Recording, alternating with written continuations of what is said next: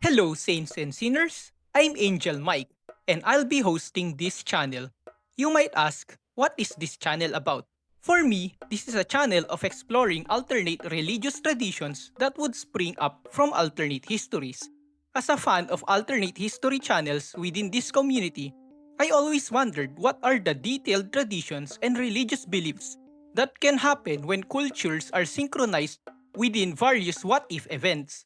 Most of the time, the discourse is all about alternate maps, political evolutions, or generalized changes in ways of life. So, from this, I hope that I can contribute to the community by showing possible religious theologies that would happen.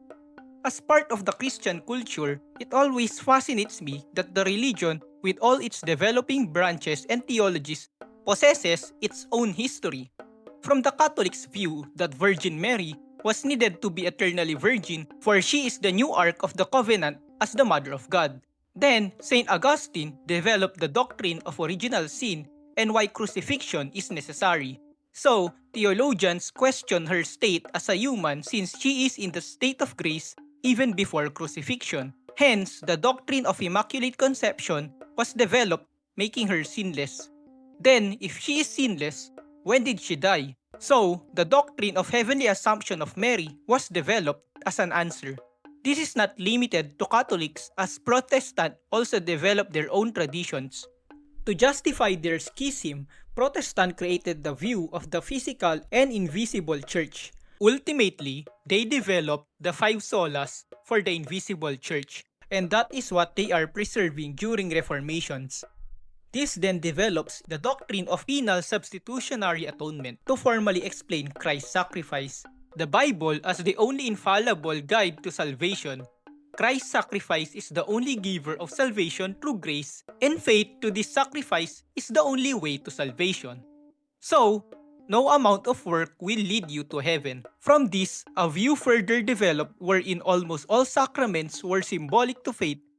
This separation of the physical church also develops that Israel is ultimately separated from the invisible church, so all physical promises of God to Israel will literally be fulfilled in the Israel nation based on dispensationalism.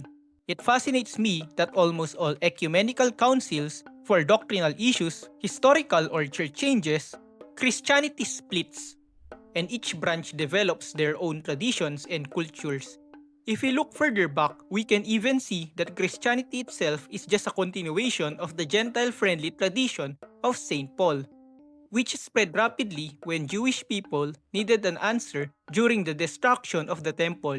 Even before that, scholars and historians argue that Greco-Roman and Zoroaster philosophies influenced the development of Jewish beliefs where Christianity splits from.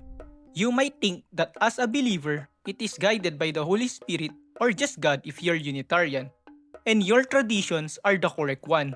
Or you might think as an unbeliever, all of it is just created by humans as an answer to various cultures and disasters.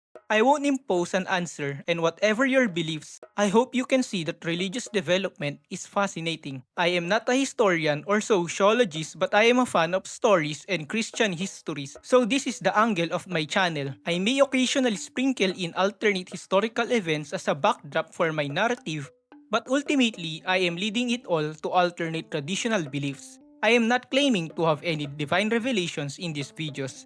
I am also not aiming to disrespect any belief, philosophies, or will claim to be expert on every nuance within various faiths. What I have is utmost respect and fascination with the development of doctrines, so that is what I'll be exploring within this channel. If you like spending countless hours on alternate history and ponder what the word's tradition would look like, this is a channel for you.